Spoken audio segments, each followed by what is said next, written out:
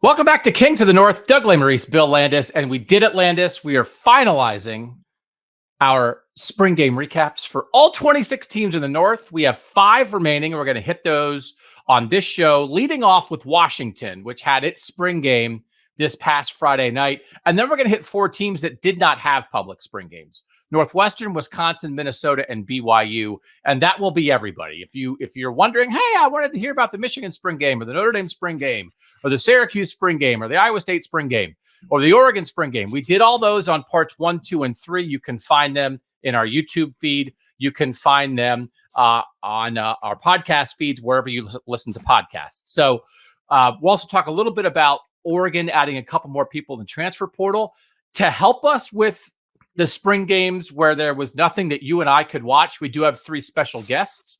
We have Ryan Burns from the 24/7 sports site covering Minnesota, Gopher Illustrated, who will join us to talk about Minnesota. We have Zach Heilprin from Madison Radio, does a great podcast called The Camp about Wisconsin football. He'll join us to talk about the Badgers. And then Matthew Shelton from WildcatReport will join us to talk about Northwestern. You and I are going to cover Washington and BYU. And then at the end, we will do Whatcha Watching, Whatcha Eating, Whatcha Thinking, which we drop in here sometimes on Kings of the North. Just, let the people know that we are people too.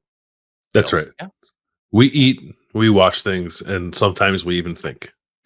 Usually we think while we're eating or watching. That's why it's right. It's the third thing. Yeah. Watching and eating first is the most important thing. Okay. So we can talk about this Washington spring game to kick us off. They did it on Friday night. I think they were pretty happy with the crowd. And I don't want to come off and have the first thing that I say about Washington football be that I kind of feel bad for them. But here's one of the things that I don't like in sports discussions, when sometimes it feels to me like there's no acceptance or realization of the price that you pay for success, or that you build to a peak and you cannot maintain that peak, whether it's in college where guys moving out is part of the deal, or whether it's in the pros where you lose people to free agency, or you are forced to make trades, or people retire, or whatever. And that sometimes I feel like there is a hyper focus on the present in a way that doesn't acknowledge, listen, man, remember the thing 5 months ago that was the greatest thing ever? There's a cost. There's a cost. Yeah. So now, as we're talking about the present, let's not talk about this team in the present in the exact same way we talk about every other team in the present, because this team's very recent past was awesome. People were jumping out of their skin. They were so excited. And yeah, now it's not quite the same. So I want to make sure we acknowledge Washington just had its best season since the national title season in 1991. It was awesome. They maximized. They lived up to every little, hey, I think Washington's an interesting dark horse. This Michael Penix guy, these receivers might be pretty good, kind of like their defense, offensive. They did it. And now they have 2 starters back, which they said on the spring game broadcast. So I just want to lay that down. We also have a Colorado response from a podcast review that I want to read here too. So maybe there's someone who thinks no, judge everything in the moment, but there's a cost. Washington is feeling the cost. Yes.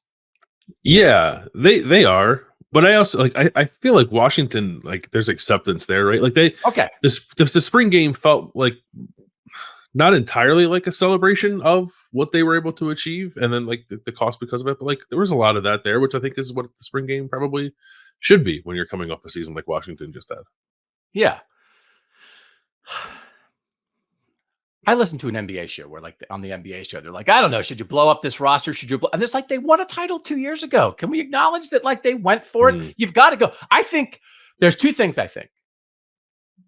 One is the most important thing is to give yourself consistent opportunities. Give yourselves that be in the mix as much as possible, because being in the mix creates great fun seasons, great fun Saturdays. And that is truly the best part of being a fan. When it feels like your season is over before it started, that's not that fun. So being in the mix is the number one thing of sports. And number two is, while you're in the mix, in the right moment, when it presents itself, you got to go for it and then be willing to pay a cost on the other side. So congratulations to Washington. You're going to have a bad year. Let's move on. No, I don't want to. I don't want to ignore them now. So we'll get to the actual game. What's your vibe? You think Jedd Fisch has his Southwest flight to Gainesville, Florida, already booked for like January 7th? He's like, yeah, I got that early morning flight going right through St. Louis. So you get a little view of the arch on the way in, on the way out, on the flight. Maybe even got the want to get away, like the good price. Oh, the good price, right? Yeah, a couple free check bags, right? He's in B group though. He's in B group though because of that. No, that's true. Well, that's worth it. Do you think it's worth it? Would you rather be in A group and pay the slightly higher fee? Because I'm all about want to get away. No, if I'm on Southwest, I need A group because I need to get that extra row seat. Oh, I feel now we're into the area, and Dan Lanning has adopted this. A lot of people, like Urban Meyer, did this of like different levels. Like, are you red, gold, or blue? Are you champions or non-champions? A group, B group, and C group. Like that's how you would coach. You'd be like, we're boarding for dinner. We're boarding for dinner. C group. You guys didn't do very well in the weight room this week. You're in the C group. But the good thing about Southwest is he can cancel his flight. If Billy Napier doesn't get fired, then he's like, well, I canceled my flight. I still have my credit. I'm not paying a change fee. Right. Yeah. I think Jedd Fisch is kind of charming. And I think he's got like a little wry smile and is sort of like, we're probably not going to make the national championship game, but we got Bill Belichick's kid. So I thought he handled like the vibe of what that spring game should be. He said, like, he told his guys, whatever, Wednesday's practice was the last day of school and tonight's prom. Like, just like let it rip, but they tackled. Everybody was live except the quarterbacks. I thought it was good. I thought he's got a good handle on what Washington needs to be in the moment. Yeah, I don't disagree with that. My theory on Jedd Fisch not being long for Seattle doesn't mean that I find him unlikable. Or that like I think he's a bad coach or like won't do a good job in the time that he's in Washington. It's more of like a fear for like on Washington's behalf. I think that if that Florida job comes open and Jedd Fisch does a reasonably good job at Washington this year, which I think he will, then he will become a viable, if not the likely candidate for that job. And like that would worry me if I were Washington a little bit. But that doesn't mean that I think he's got like 1 foot there already, because I think getting there would be contingent on him like showing that he has the coaching chops to like make Washington respectable in the face of all this roster turnover. And maybe the reason you have that fear is because Washington's had 4 head football coaches in the last 6 years and 4 ADs in the last 2 years or whatever it was. And Jedd Fisch moves around a lot. Yeah. Jedd Fisch moves around a lot. Yeah. Man, they had a great year last year. Congratulations to Washington, by the way. I'm just going to sprinkle that in every show this year. Just really good job by 3-7 Washington. Last year was great, wasn't it? Wasn't it great? Remember Roma Dunze? Loved Roma Dunze. All right. Let's talk about what actually happened on the field. We talked on our transfer show about Damon Williams, who I called Desmond for 4 minutes. Damon Williams, the backup quarterback who had followed Jedd Fisch from Arizona. Demarcus Davis, their other backup quarterback, left as a result. So the 2 quarterbacks in this game were Will Rogers, the Mississippi State transfer, who's going to be the starter. Damon Williams, a little 5'11", true freshman. And it's like, could Damon Williams possibly push Will Rogers? No. I thought Will Rogers looked competent in the best sense of the word, running the offense. And Damon Williams missed every throw he made more than 8 yards down the field and was looking to get out of the pocket a lot. But I also thought you could see what's there. Mm-hmm. It's just not there now. But the contrast was stark. But I actually came away kind of liking Will Rogers running that offense this year. Yeah, no, I think I did too. Things just like happened sort of like with the timing they needed to happen with Will Rogers. Not that everything was perfect, but a lot of Damon Williams was like, well, that was late. Oh, that was late. That was behind. That was late. And it's like that's fine. Like he should be in high school, right? So it's not the end of the world that was the case. Maybe you expected some more sparks than you got. Like his touchdown pass was a nice play, and then he had the 2-point conversion after that. Like it wasn't all bad. And I thought he looked. You could see that, you know, in a real game, his scrambling ability is like going to be a threat and a weapon, I think, right? But yes, if you need to see someone to like kind of keep things steady, that's Will Rogers. So like I actually came away like kind of like liking the dynamic they have there, right? It's like let Will Rogers as like a more than competent bridge to the future of Damon Williams. It's just that the future, you know, is not maybe as imminent as we thought it might be. Did you get any vibes on Damon Williams of like who you thought he maybe reminded you of? What, do you have somebody in mind? I don't know. I think I talked about this on a previous show. Don't compare young players to NFL superstars. Yeah. But I thought a little bit of a Kyler vibe, like a little Kyler Murray, like when he gets outside the pocket, like scoot, scoot, scoot, scoot, but can still sling it. Yeah. It feels like they're going to have to move the pocket with him. I think he's like 5'11", perhaps generously. He had a throw batted down in the middle of the field, and it almost felt like the angles on some of his deep throws, he just wasn't putting enough loft on the ball and was throwing some line drives. But out of the pocket, he's going to be a problem, and he's got a lot of energy. And as you said, he threw in a tight window for a touchdown and followed it with a tight window on the 2-point conversion. So there's something there. There's definitely something there. Will Rogers versus Will Howard at Ohio State versus Dylan Gabriel at Oregon as 3 very veteran transfer quarterbacks that wound up with big time North teams. Who would you rather have? Of those 3, I think I would put Gabriel first, Howard second, Rogers third. Is it close between Howard and Rogers? Yeah, maybe. The thing with Will Rogers is like what we put him in a pro style offense, and what's that look like for like, right? He was at Mississippi State, just kind of slinging it around. So I don't know, like for Ohio State specifically, I probably would rather have Will Howard by a significant margin. Okay. Honest answer here, because I'm here to admit my foibles. Was there a time when you weren't really sure what the difference was between Will Howard and Will Rogers while the portal was happening? Or did you always know? Yeah. No. They're the same person in my mind. Yeah. Yeah. Okay. Because it's also sort of like they're both named Will. Their last names are both a person's first name. Yeah. And it was very confusing at some point. At some point, I thought perhaps they were the same person. There was only one, and it was Washington versus Ohio State to get Will. And I was like, oh, there's 2 of them. Everybody's happy. It's fine. Yeah, everybody gets one. Yeah. So it does feel like, I think it's reassuring for Jedd Fisch to have a guy like that. The fact that he came to play for Kalen DeBoer leaves, Rogers goes in the portal, Jedd Fisch gets him to come out of the portal and stay was a huge thing, because if they didn't have that, now you're staring down 2-10. I mean, honestly, if you're trying to work in a young guy and you're really just full reboot, Will Rogers will get you to a bowl. So I thought that was a good look at Will Rogers, and Jedd Fisch afterward was like, you know, Will Rogers in rhythm and Damon's scrambling ability and all the right things. Okay. This is the thing I was most excited about, because this was a guy who was on my list going into the spring. Watch this guy, Denzel Boston, lit it up. Were you impressed? Denzel Boston, who should be their number 1 receiver. I was pretty impressed, because he showed you like a bunch of different stuff, right? He showed you his touchdown, like he had like really good body control, kind of like turned the corner around, went up and kind of high pointed the ball. Used it, was he like 6'3", like used his big frame to go get it. But then he also, like earlier in the game, he caught like a slant out of a slot on like 3rd and 8, where he burned the slot corner, caught the ball, had a nice run after the catch. I was like, this guy's got a lot to him. Like I thought, knowing nothing about him other than just sort of like his physical profile, I just assumed like, okay, that's a guy you put on the outside, he'll go win you a couple of jump balls. But it seems like maybe he's got more to him than that. So no, I'm on board with you now. You threw his name out there a couple months ago, and I'm with you. 7 catches, 127 yards, and a touchdown in the spring game.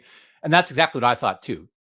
Like X-receiver, deep ball, contested catch guy, and also wiggly slot guy on slants over the middle. So they said, it's one of the things. I love the conduit of broadcast, spring game broadcast people from what the coaches tell them, delivering it to the audience. And the Washington broadcast, by the way, the analyst was just like telling stories from his playing days. He didn't say a thing about like what Washington's going to try to do, like on the defensive line. He was just saying, "Oh man, when I had to run laps when I was in college, I thought like this is not the place for that. I don't know. I wanted to learn about the team." But they said the staff told them they expect Denzel Boston to have 100 catches, 1,400 yards, and 15 touchdowns. And I was like, okay. No pressure. Might be all KOTN if he does that. If he does that, it will be, yeah. That was encouraging. And I thought he had an interesting matchup with Ephesians Prysock, a 6'4" corner who was, looks the part and had a nice pick on sort of I think a Will Rogers, Denzel Boston, maybe miscommunication on an end zone fade, and Boston broke in and Rogers threw it out and Prysock intercepted it. But he looked like a guy that's going to be able to cover some people in the North this season. Yeah, I thought it's hard, right? Like, because I thought the secondary in general looked pretty good, but how much of that is like an offense to like very much still trying to figure some stuff out? But like Ephesians Prysock, like replacing Jabbar Muhammad, I think I can see that working. And then they had like Kem Fabiculainen's back, and was it Thaddeus Dixon had a pick, right? And Elijah Jackson, I think another guy who played a lot for them last year. So their secondary could actually end up being pretty good. Like I thought that was maybe, of all the position groups, maybe the secondary like might have had the best day for Washington in the spring game, which is encouraging. Yeah, I think that's right. So let's talk about the offensive line then, which is hard to get a handle on, other than I believe they were playing 9 offensive linemen total in the spring game, which means they didn't have enough for 2 full teams to split. So all 9 guys were playing for both teams in some variation, which is one thing. I also want to give a tip of the cap to the pipeline that is the starting right tackle job at San Diego State, because in 2022, the starting right tackle at San Diego State was Josh Simmons, who became Ohio State's starting left tackle last year. And last year, the guy who took over the starting right tackle job for the final 6 games at San Diego State was Drew Azzopardi, who is now going to be the starting right tackle at Washington, and is, with 6 starts at San Diego State, might be the most experienced person on that Washington offensive line that a year ago was as good as any offensive line in the country. I think perhaps one of the better indications we have of the state of the Washington offensive line is that Enoch Vamahe, 6th year? He's a 6th year player, is that correct? 2019 recruit, yeah. Who was at Ohio State and just never... Ohio State needs a right guard, and he did not factor into that competition. He went into the portal. He is transferring to Washington, and I certainly have read things that think he's going to be the starting right guard at Washington. So he was maybe 4th up at right guard at Ohio State, and he might start at Washington, which I think tells you a lot of what you need to know about the state of Washington's offensive line. Yeah, it's not great. I think we're maybe like uniquely qualified to analyze that particular move, right? And Enoch Vamahe, maybe a change of scenery will do him good, but like he was given a couple different opportunities to show that he's ready to play at Ohio State over his 5-year career in Columbus, and never really did anything with it. And he was pushed down pretty far into depth this spring while they were looking for a guy to start at the position that he plays. So, I mean, I hope it works out for him. He's from Hawaii. He's moving closer to home. Like maybe that unlocks something for him in his last year, but it's not the kind of addition that I think would excite me, or certainly, to your point, one that speaks very highly about where you are on the offensive line. And listen, like when you lose a 1st-round tackle, a 3rd-round tackle, and a guy who's like maybe the best center in the country to transfer, like, there's probably 4 or 5 programs in the country that are built to withstand that, and I don't think Washington's one of them yet. So like doesn't necessarily reflect poorly on Washington that they're in this position, but I can see that offensive line being a bit of a problem for them this year.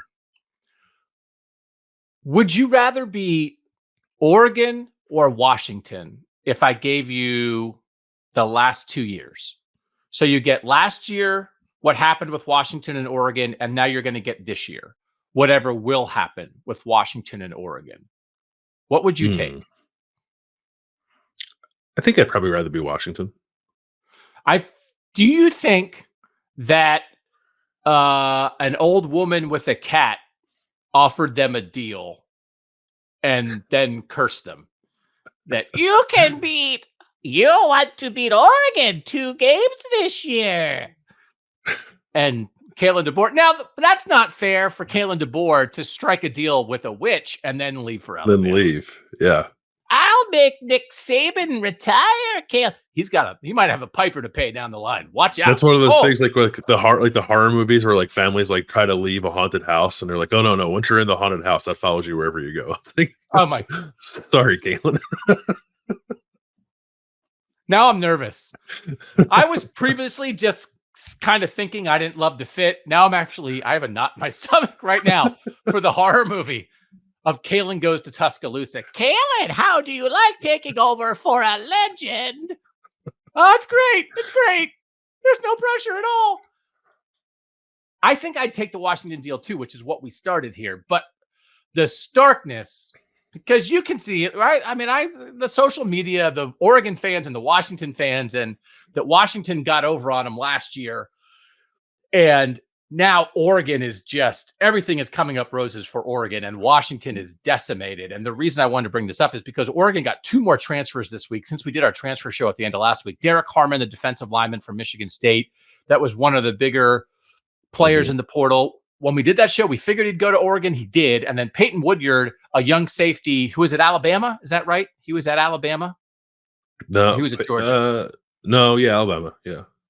Right? So, Kalen, you shall lose a young transfer. Like, yeah. And Kalen DeBoer's like, I'm going to Alabama. And everybody left. It's the start of the curse. He transferred. He's a California safety. He transferred to Oregon as well. We had talked about this already, that in totality, Oregon, had not done as maybe much this spring, but you could see in their defense, they had maybe 4 targeted starters on their defense. Harmon will be 5.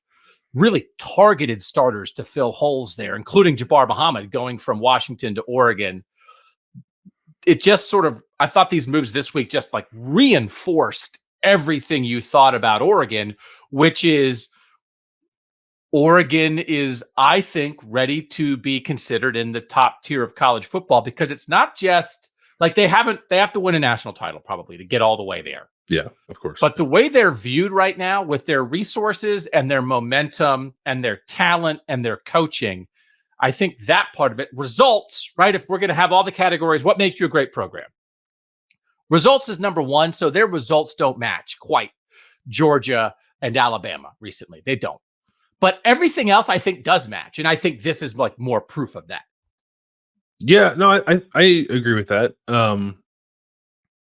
They're going for it. They're loading up for it. Yes. I guess it's similar conversation to me like we've had with Ohio State. Is like, is this specific offseason like a heightened version of what you want to be, or is this who you want to be every offseason? That'll be interesting to follow for both programs moving forward. But this offseason, no doubt about it, like they are absolutely, breaking the bank to make sure that they build a national championship contending roster, because they feel like they have a window to go attack something. But the good thing about that for Washington fans is like, it doesn't matter if they beat you this year, because you got them when you were at your peak. Yeah. Like they can't say anything to you if they beat you this year. You're in transition. You're figuring things out. But you can just say last year. If people are interested in this, people know you and I do an Ohio State show as well called Kings of Columbus on the podcast feed. And we did a show last week about what we see as a burgeoning Ohio State-Oregon rivalry. But one of the things that's interesting is, I'll just use that as shorthand, like Oregon-Washington rivalry and the way that played out last year and what is happening as a result is a JV version of Ohio State-Michigan. Because Michigan won the national title and Washington didn't. That's the reason I'm calling it a JV. And also just like the history of the Ohio State-Michigan rivalry. But Ohio State, everything they're doing right now is motivated by not getting it done against Michigan the last 3 years. Everything Oregon's doing right now is motivated by not getting it done against Washington the last couple years. And Washington's clearly falling off. We think Michigan will fall off to at least some extent, but they're falling off after reaching a peak. Right. And so Ohio State and Oregon look to be ahead of their rivals right now for 2024. But is it not true? The reason they're ahead is because they were behind. Because again, failure is a fantastic motivation, both in the weight room and in the NIL collective room. Yeah. No, I think that, and if you're a Washington fan, you should cherish that. Michigan fans are maybe a little different because, like, I think Michigan still feels like it has a shot to come out to the playoff this year, and I think we think that too, right? We don't believe that. Like Washington's is a little positioned a little differently, I think, right? Which is why you should cherish it even more. That like Oregon's going to the wall to build this roster as a direct response to like what you did to them last year. So I feel good about that. Yeah. Great year last year. Sorry about 4-8. Great year last year. It'll be fine. Sorry, Jed's got a ticket. It'll be fine. Great year. Great program. We got a great program. Washington's going to be okay. It's not like Washington's fly by night. It's not like Washington hasn't been this before. It hasn't done this before. So, all right, that's it for the Washington spring game. That's the last on TV show the world spring game that we're going to discuss, because now we have 4 games to talk about that weren't games. And we'll start with BYU, which happened more than a month ago. Sorry. They finished spring ball before April started. Mm-hmm. And they also had a stadium redo situation that led them to not have a public spring game. I think in the past, they maybe had played at a local high school when that was the case. And they said this year, we're just not going to do that. So there's not a public spring game. Minnesota, as we'll have in our discussion, just kind of maybe not into spring games anymore. Northwestern tore its stadium down, but really hasn't been into spring games. And Wisconsin is into spring games, but was redoing its turf. So that's why these 4 teams didn't have public spring games. The number one thing I want to talk about with BYU, so this is like a spring overall practice reaction a month late, is that they came out of spring ball having had a quarterback competition with 2 guys at the top of it, and they said, we're not going to add a quarterback in the portal. This is our competition. And then 3 weeks later, they added a quarterback in the portal. Did you note that? I did not note that. No. Oh. Who did they add? Oh, it's noted. Oh, it's on. So it was Jake Retzlaff and Gary Bohannon were competing. Yeah. And so Jake Retzlaff has been there, and Gary Bohannon was at Baylor, and then was at USF, right? Is that correct? That's right. He was at South Florida last year. Mm-hmm. And they brought him in, and they were battling. And then who's your guy from Western Michigan that you love? Treason Bourget. He was sort of running third, it felt like. Mm-hmm. So, but they came out of spring without a decision, and they said, we're not going to get a guy.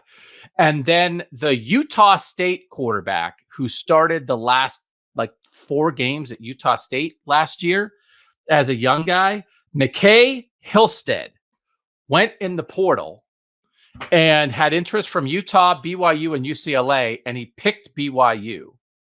And you can find stories and listen to conversations on sports talk radio out there, people saying, I think McKay Hillstead is going to be the starter at some point in 2024.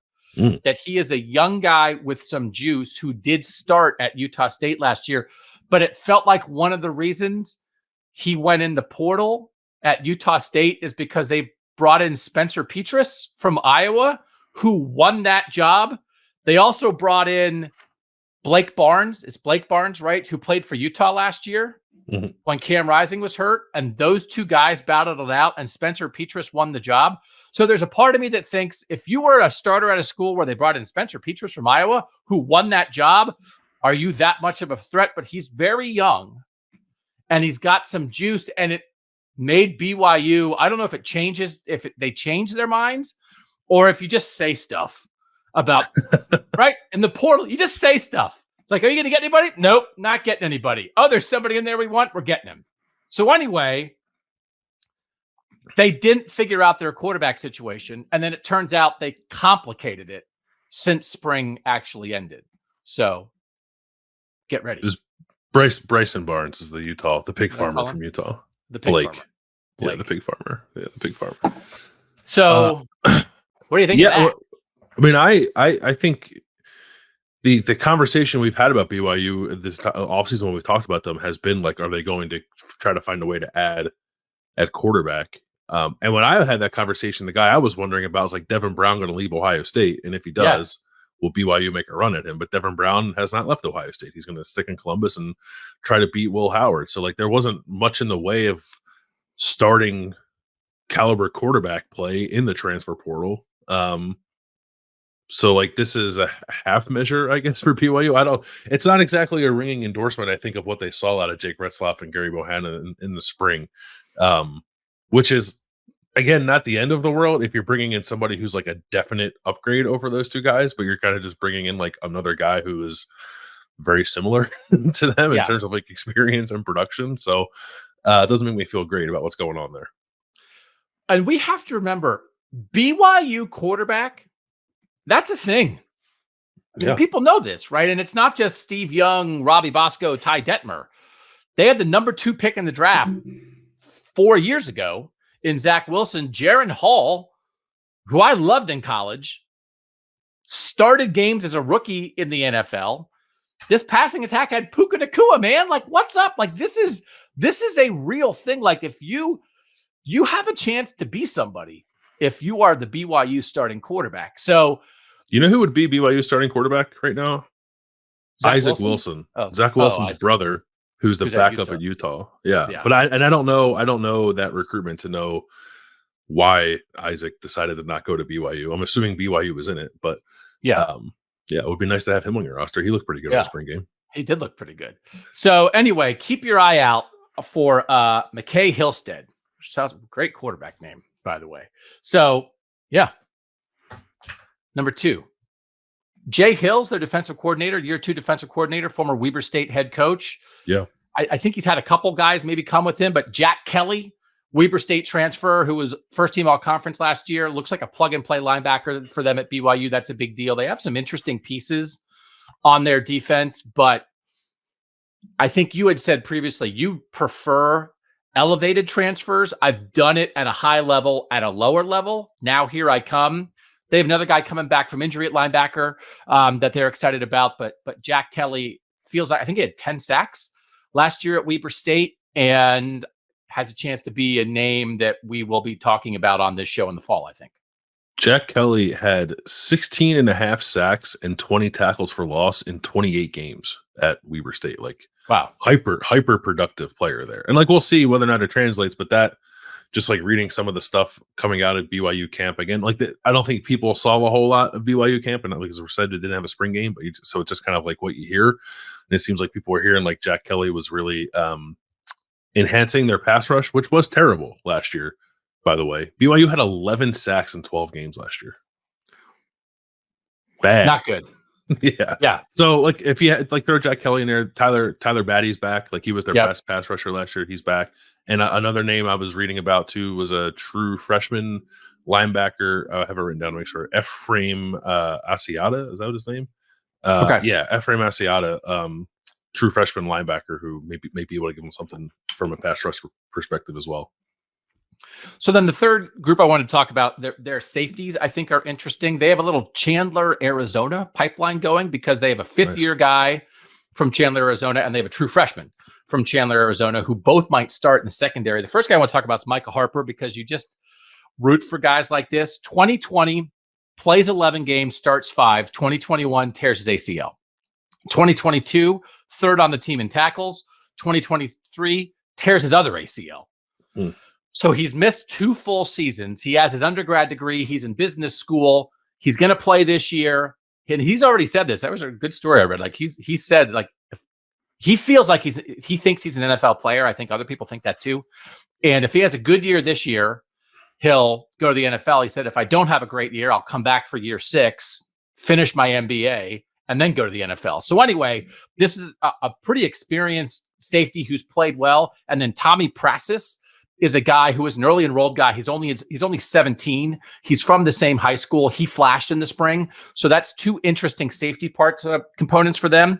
And then huge recruit for them. I think was the second highest rated guy in their class. He's not in yet, but it's Faluta Satyala is a top 300 player who also had UCLA and Utah offers. Pick BYU over those two schools at the All-American Bowl.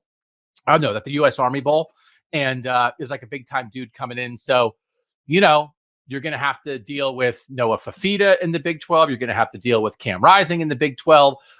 We know you have to deal with Shadur Sanders in the Big 12. We know what that conference is going to be like, and it feels like BYU, they think it's a really deep group. They have 7 or 8 different safeties they like. But I like the story from the same high school. Like there's those Harper and Prassis are so far apart, they weren't ever in high school at the same time. Yeah. But now they're both on the same college football team, 4 years apart in age, with a chance to start next to each other for BYU. You look at Harper's Pro Football Focus grades are really good.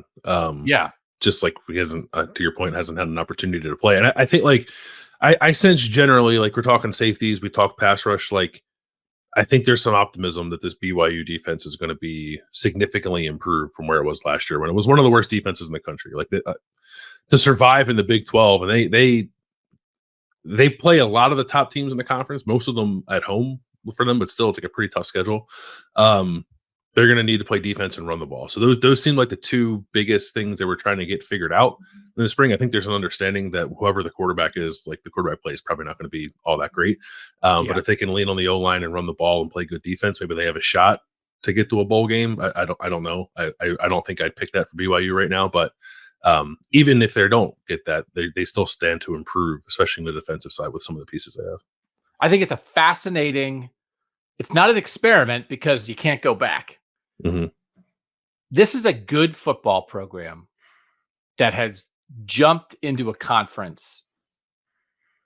And did they struggle last year, go 5-7 last year because it was their first year in the Big 12, and it might turn out that they bit off more than they can chew as a program to be in a league like this? Or do they just have a down year and BYU is good at football, and BYU, if not, it maybe isn't going to compete to win the Big 12 in the same way that we expect Utah to, but then are they going to compete in the top half of that conference? Are they going to be a team that can regularly win 7, 8, sometimes 9 games in the Big 12?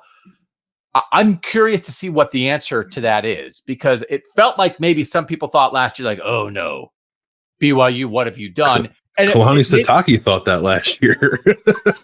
He said it like, we're not ready for the Big 12.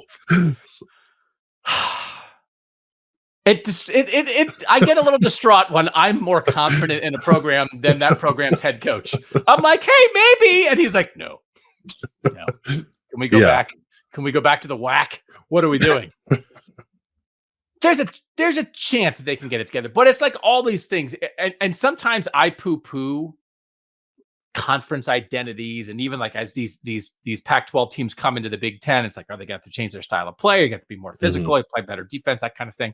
I'm like, I don't know. And then sometimes like it's really true, right? And so there's just a talent level, but often what shows up is both. Now we're just old football men, both sides of the ball in the trenches, but sometimes that's actually true that, well, we couldn't block or tackle, but other than that, we were kind of okay. So they need to address that. But I'm very curious to see what the end game is here for BYU, and it'll start this fall, year 2 in the Big 12. Yeah, and I think like a Big 12 without Texas and Oklahoma, obviously you feel a little better about your ability to compete there. Like it's not in my mind, it doesn't sound crazy to think, oh, BYU should be on maybe not on level footing, but like competitive more often than not with like the Utahs and the Colorados and Arizonas and the Kansas schools, right? So like I think they can get there. It's just maybe I think last year was probably like a dose of reality, like, oh, we know we can get there, we're not there yet, and maybe they're still not going to quite be there this year, but at least they have an idea of where they need to get to. Yeah. Okay. That's it for Washington and BYU. We're going to take a break. When we come back, you will hear 3 consecutive breakdowns with beat writers who were on the ground with Minnesota, Wisconsin, and Northwestern during spring football while they did not play spring games. And then at the end, Bill and I will come back and we will do What You Watching, What You Eating, What You Thinking. All of that is next on Kings of the North. Time to talk Gophers spring football now with Ryan Burns. Does a great job covering Minnesota football for 24/7 sports. We would recommend, if you want to know more, that you go there. You can also hear him on the Pair and a Spare podcast and Gopher Gridiron Radio. Ryan, thanks for making time out of your day to join us here on Kings of the North. I appreciate you having me on. Like I told you in the pre-production meeting, anytime I can talk college football, I'm going to take that chance 100 out of 100 times. That is our kind of person that we're looking for on this show. We want to talk Minnesota because Minnesota didn't have a public spring game this year. They have in the past. Did PJ Fleck just get sick of bad weather? Why did Minnesota decide not to have a full public spring game?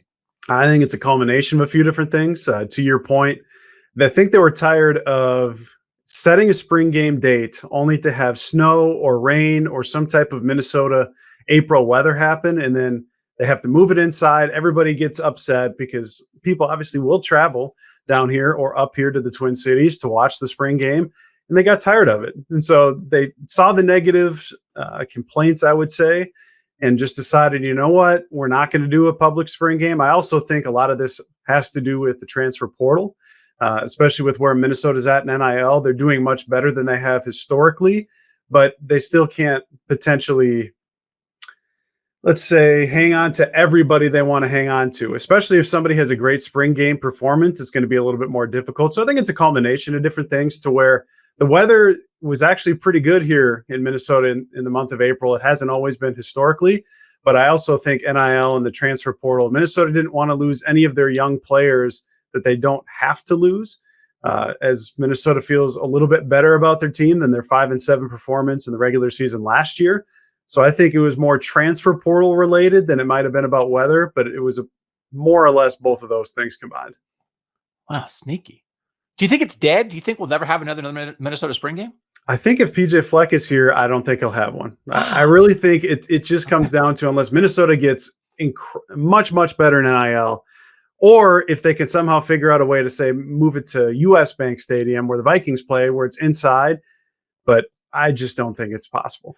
He seems like a strict dad. It's like, oh, you're complaining about the spring game? How about no spring game? How do you like that now? How's that for the complaining? Wow. Okay. Good for PJ, or bad for PJ. Actually, it's probably like fans watching their team. All right. The thing I want to talk about, we'll start with Max Brosmer, the transfer from New Hampshire. We just have to get used to this. We've talked a lot about this show about the Rutgers quarterback battle that winds up with Ethan Kaliakmanis, the Minnesota transfer, winning that job. So then Gavin Wimsatt transfers, but Max Brosmer coming in from New Hampshire. I heard you talking on one of your many podcasts about, you guys were talking a little bit about some of the short game stuff that Minnesota was hitting in some of the practices. What did you think of Max Brosmer? You're talking about some leadership stuff.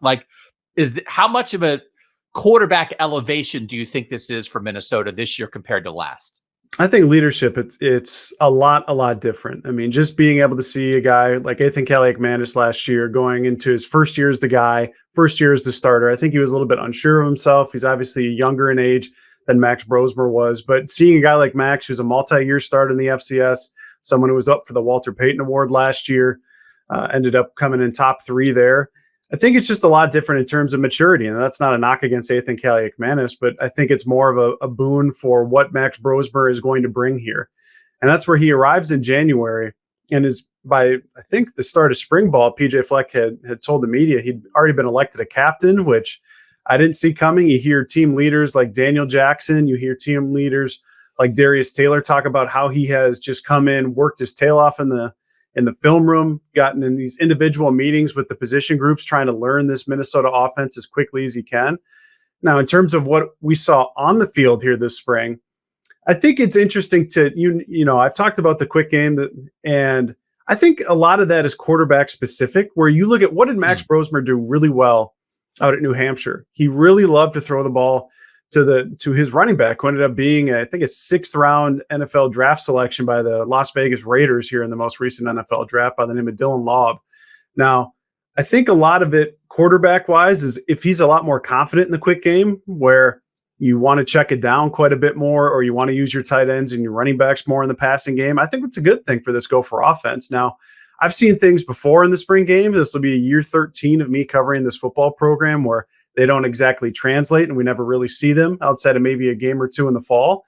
But I really do think the quick passing game is going to be here to stay, because they didn't have that in their arsenal last year, where they had to run zone right, zone left, whatever it may have been, and you were 2nd and 8, 2nd and 9. Well, if they can just diversify their offensive portfolio to an extent to where you can go to that quick game and set yourself up for these second and third and shorts for second-year offensive coordinator Greg Harbaugh, I think that makes your play sheet a lot longer, a lot more diverse. And so with Max Brosmer, a quarterback that is well adept at checking down or just throwing it short of the sticks and trying to move the ball efficiently, I think that's something that was a really good addition to the Minnesota spring offense. Now we'll see, like I said, if it makes it till the fall, but I hope it does, because just having the ability to know that the opposing defensive coordinator has to account for that is something that we haven't historically seen from a Minnesota offense.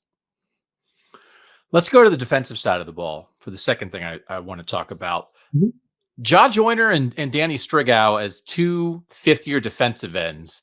Mm-hmm. And you were writing about this at 24/7 Sports, like the potential for Minnesota to get after the passer this year. And then on this show, we were very excited about the Jax Howard transfer and what that could mean. From what you saw this spring and just what you know of the players they have, like, do you think this could be a pass rush that could do some things? Boy, I hope so. I mean, because in theory, you have so many guys that are returning for their second or third year as the starter. You mentioned Ja Joyner, Danny Strigow, Jalen Logan-Redding. Devin Eastern is someone that's going to play a large part in that pass rush on the interior, because I think a lot of pass rush can be with Ja Joyner returning. Minnesota's best pass rusher, was one of the best pass rush win rate guys in all of FBS football. I think he was fourth last year. 40-something pressures, I think doubled more than any other Gopher defensive end. He is going to be the opposing offensive coordinator's focal point, or at least the offensive line coach, where I think Ja's going to see as many chips or double teams from, say, a tight end or a running back as you're going to see all year, which means everybody else on that defensive line is going to get consistent one-on-one opportunities. I would love nothing more for Danny Strigow, that Minnesota's other starting defensive end, to really take a step forward in his third year as really the guy at that rush end spot. He split time with Thomas Rush a couple years ago, played a lot of snaps last year, and now in his final year, I'm hoping a lot more of that wrestling background, where he's state champion wrestler, his brothers, fantastic wrestlers at the state at the University of Michigan. I'm hoping he takes that step forward with his rush. But even if, as much as it is on the outside, I want to see if guys like Devin Eastern and Jalen Logan-Redding on the inside, Devin Eastern, a fourth-year guy, Jalen Logan-Redding, a fifth-year guy, can push the pocket. Because Ja Joyner can bend the corner as many times as he wants, but if the quarterback just has ample opportunity to step up in the pocket because the interior guys aren't getting any push, these pressures don't turn into sacks, which don't turn into forced fumbles, which don't turn into hurried throws, which don't turn into turnovers. So as much as it is about Ja Joyner, Danny Strigow, potentially Jackson Howard there in the mix as well, I think a lot of it's going to come down to, can Devin Eastern in year two as the starter, and in Jalen Logan-Redding, who looks to be sliding inside from his 5 technique spot to 3 or 1, can they give Minnesota a little bit more pass rush in the interior? If they can, say even 20% more, that's going to make Ja Joyner and Danny Strigow and this Minnesota pass rush that much better this fall. All right, last thing is go back to the offensive side of the ball. I want to kind of talk about dudes. Sometimes it's like Minnesota is a place that can have some dudes sometimes, right? I mean, maybe maybe an uphill battle 1 through 22 to compete at the top of the Big Ten, but they have some dudes. I saw you write Daniel Jackson's a star. You sort of like, you don't want to hear the discussion about it. He's one of the leading returning receivers in the North. And then Ariante Ursary at left tackle. There were a lot of great tackles in the North last year. We saw it in the draft, Olu Fashanu and Joe Alt and Taliese Fuaga. This guy is back, and this guy might be as good as anybody in the North when it comes to playing left tackle this year. That's a great receiver and a great left tackle. That's a pretty good foundation for an offense, isn't it? Well, we've talked about Max Brosmer with it. If he can just provide consistency, if you can somehow find a way to get Darius Taylor to play in 10-plus games, where when he was on the field last fall, I mean, we're talking about 100 yards after contact, consistently making 6-7 guys miss a game. And then you have a left tackle in Ariante Ursary, who I think has a chance to be the highest drafted Minnesota offensive lineman since John Michael Schmitz just a couple years ago. I mean, the jump he made from year 1 to year 2 as a starter last year was significant. Now, the question is, Pro Football Focus obviously isn't gospel. It's not the end-all be-all. But I think a lot of those guys know what they're talking about with the game of football. And you look at his PFF grades, over 80 this past season. He's got great feet for a left tackle, very athletic. He can bend. If he can take another step forward, I think as we sit here today, I think Ariante Ursary is a day 2 pick. The question is, what will his 2024 do to help that draft stock? Is it going to be a late day 2 pick? Can he potentially get himself into that early second round range because he's going to test well? He looks the part. And then Daniel Jackson, I don't know what he'll be in the NFL.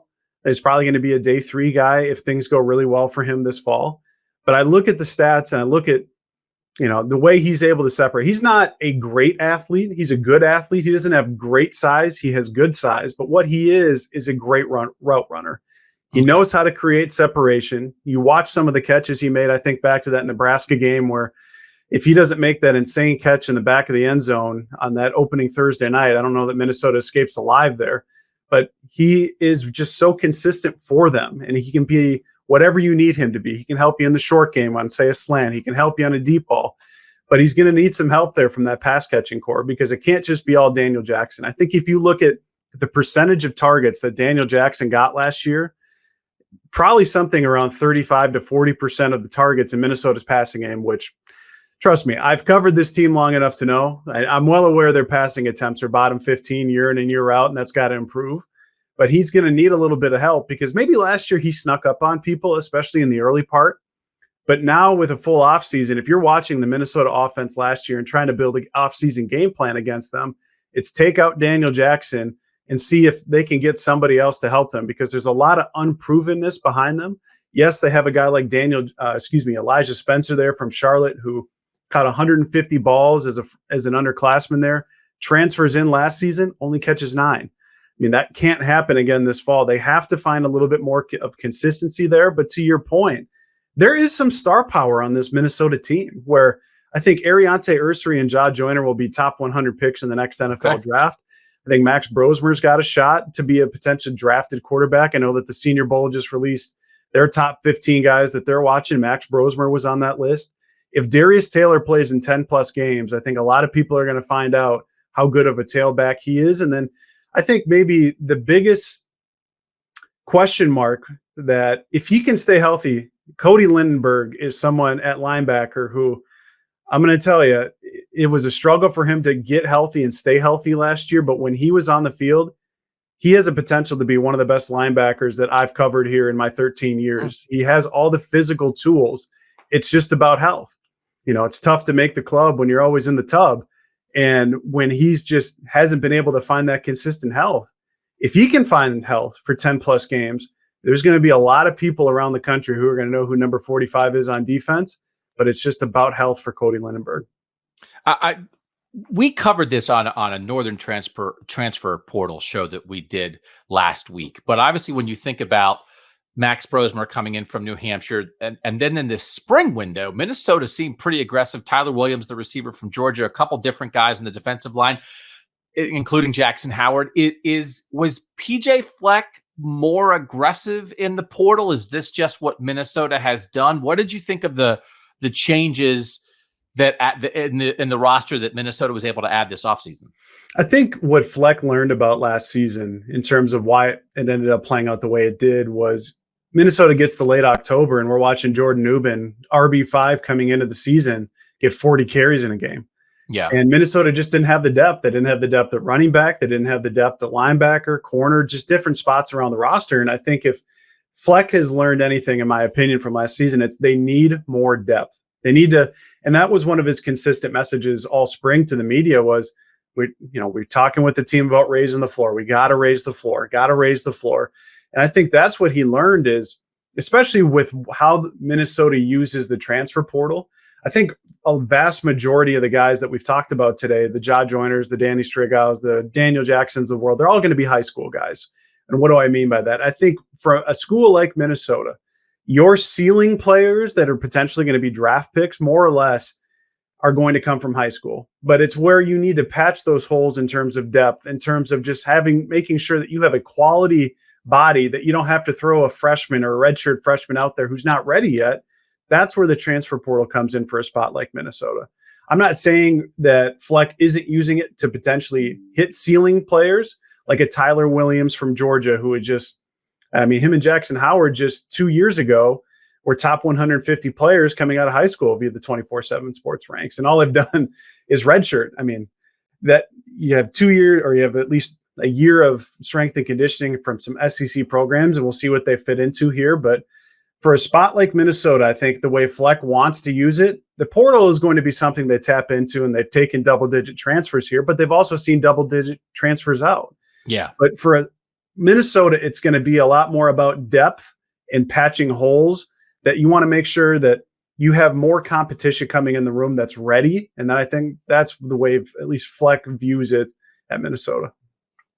He's Ryan Burns. You can find his work at 24/7 Sports, covering the Minnesota Golden Gophers. Listen to him on the Pair and a Spare podcast, on the Golden, what is it? No, the Gopher Gridiron, no Golden, the Gopher Gridiron Radio. And we'll have him back on KOTN here to talk about Minnesota, which I think has a chance to be an interesting team this fall. So Ryan, thanks for joining us here. We appreciate your time. Appreciate the time. Thanks for having me. Time to talk Badgers now with Zach Heilprin of The Camp, a Wisconsin football podcast. Zach, thanks for joining us here on Kings of the North. Yeah, no problem.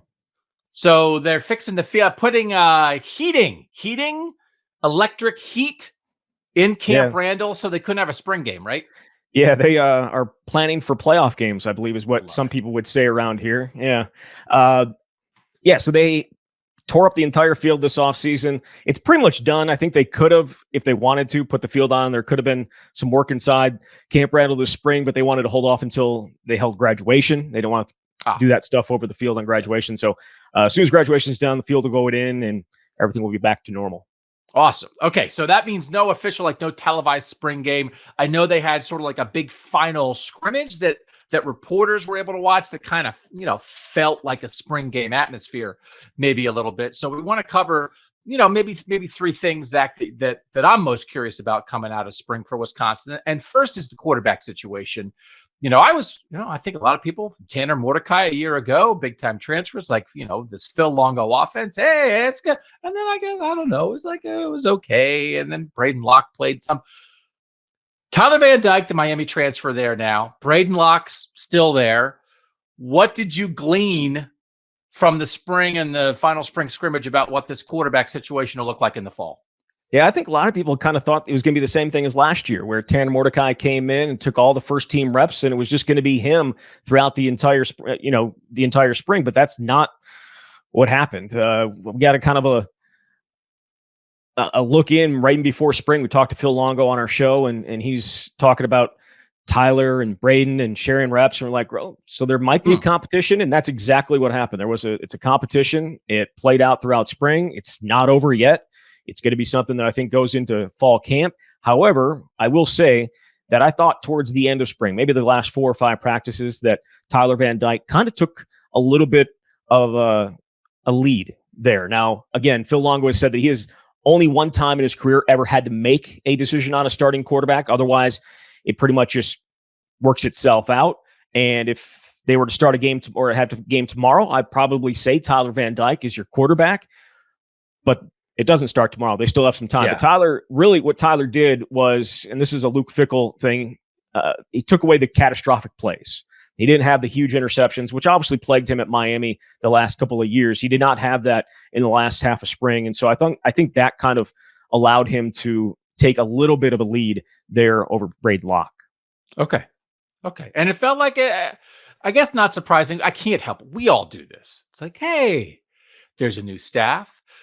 There's an entirely new style of offense coming in. It's probably going to take a year, but then you're kind of like, it won't take a year. It'll be fine. Let's pick Wisconsin to win the Big Ten West. And it's like, no, it actually might take a year. Wasn't Phil Longo kind of saying stuff this spring of like, yeah, this actually feels a lot better. It kind of took a year for this air raid Wisconsin version to work itself out. So you have a quarterback battle, but you also have year 2 of an offense. And does it feel like everyone's a little more, we get it now? Well, it does. I will say that as a member of the media that was certainly thinking there was going to be 35 points a game, or do they even challenge the most points ever scored at Wisconsin in a season last fall, and double-digit number of wins. We have tamped down the expectations a little bit here. Okay. I'll be honest with you. It's like what we see in spring. All right, that's good. Let's see if it carries over to fall camp. Let's see if it carries into the season. We're much more of a wait and see. You got to show me type of thing, because they scored 23 points a game last year. It was the worst. It's the fewest they've scored in 20 seasons. When if you think about some of the offenses that they've had in that 20 seasons, it's not like they're always putting together great offenses. So we're taking a step down. That said, Phil Longo did say this is more of what I think our offense should be and more of what we can be. And that was after the spring game where they scored probably 4 times as many touchdowns as they did in last year's spring game. So yes, everything feels a little bit better. Everything feels a little bit more settled, especially when it comes to the passing game. You got receivers. All the receivers are back from last year that you really wanted to be back. You have some veteran offensive linemen. You have a running back in Ches Malusi who knows what he's supposed to do. So it's kind of like not just having like 1 or 2 coaches knowing what's happening. It's the entirety of the offense knows what is happening, and they can be as coaches. They can help the younger guys come along. I did find it was funny. Phil was like, this time last year, we were still going into that building and not knowing where the bathroom was. So there is a lot of change and a lot more, being comfortable here than it was at this time last year, for sure. I'm always interested in guys finding the bathroom. That seems so important right? to me. It's hard to do your job when you're thinking to yourself, if I have to go to the bathroom, do I know where it is? So I think that's a huge step for the Badgers. Yep. You did bring up the receivers. Obviously, Will Pauling back is one of the more productive receivers in the Big Ten returning. Did lose, right? Like Chimere Dike and Skylar Bell, guys who were the contributors last year. But Trech Kekahuna, did I say it right? You did. Like lighten it up this spring as a slot guy. And then a couple of the guys who transferred in last year, Quincy Burrows, CJ Williams, maybe given a little juice behind Bryson Green on the outside. Like, I know when we talked, we had Luke Fickell on the show a couple of weeks ago, the idea of like, maybe they were a little light at receiver last year and weren't sure how they worked through that. Maybe a little flashes of upside and also a little depth at receiver now coming off this spring. Yeah, for sure. And they hired a guy that I'm sure a lot of the Ohio State people are familiar with, and Kenny Guyton is the wide receivers coach. It is a group that I certainly like more at this point. Like Skylar Bell, he was their second leading receiver in terms of catches. He also averaged like 7 yards a catch. He wasn't made for this offense. He's now at UConn. Chimere Dike didn't get nearly as many opportunities as he probably wanted, and now he's down at Florida with Graham Mertz. But Bryson Green and Vinny Anthony and Will Pauling and some of the other guys you mentioned have certainly stepped up. They all had their moments here this spring. But the first one that you mentioned is Trech Kekahuna, and a guy that a lot of people were excited coming in last year. He just turned on his high school tape, and he was out in Hawaii. Then he came to, I think it was Bishop Gorman in Las Vegas, and just off the charts athletic. And he's a bit of a smaller guy. He's about the same size as Will Pauling, but he's just a special guy when he gets the ball in his hands. And if I had to say like one guy that can continually stand out during spring, and the guy was making plays all the time, it'd be Trech. And I think they're going to get him and Will Pauling on the field together. I think we may be seeing some more 4 wide receiver sets than we did last year. He's a difference maker when he gets the ball in his hands. And I think they have more of those at wide receiver and just trying to figure out a way to get them in space. That was Phil Longo's whole thing last year. And I don't know that they did a great job of that last year as a passing game in general, but it felt like in spring that they made some steps in the right direction with that for sure. 4 wide with 2 true slots is like sign me up for that. So often though, it's like, it's a lovely idea, but also we have to block for the running backs. And so we kind of need to have a tight end. But like as an option is something you can do and get 2 little quick guys on the field. I would definitely be in favor of that. It's good. I mean, it's just, get some guys who can be dangerous, and maybe this Phil Longo offense will take another step. All right. Defensive side of the ball, right? I mean, in Ricardo Hallman at corner and Hunter Wohler at safety, those are 2 of the better secondary players in the North. How's the rest of the secondary maybe look around those 2 guys? That's a great place to start.